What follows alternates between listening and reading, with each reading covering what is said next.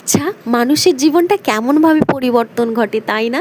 বিয়ের আগে একরকম জীবন কাটায় মানুষ, আর বিয়ের পর একরকম জীবন কাটায়।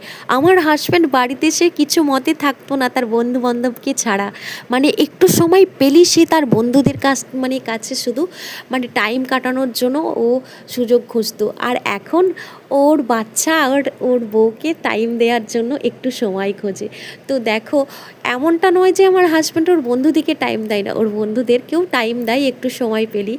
তো আজকে আমার ছেলে বারবার বায়না করছিল যে ট্রেন দেখার জন্য। তো তাই এই কথাটা মাথায় রেখেই আমার হাজব্যান্ড নিয়ে চলে এসেছিল আমাদের স্টেশন লোকনাথে ট্রেন দেখানোর জন্য। তো দেখো, ট্রেনটা অনেকক্ষণ দাঁড়িয়েও ছিল, তারপরে আমার বাচ্চা এত খুশি হয়েছে। তো ওর খুশি হওয়া দেখেই আমরা দুজনে খুব খুশি হয়েছিলাম।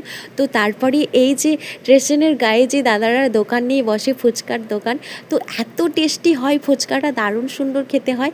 তো আমরা দুজনে ফুচকাও খেয়ে নিলাম একটু।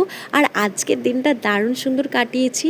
আর দেখো, এই এত সুন্দর মিষ্টি হাওয়া দিচ্ছে, মিষ্টি তার সঙ্গে আছে এই তারকেশ্বরের মন্দিরের যে অনুষ্ঠান সেগুলো হয়, আরতি থেকে শুরু হয়, সেগুলো তো দারুণ আছে। সব কিছু মিলিয়ে যেন অপূর্ব।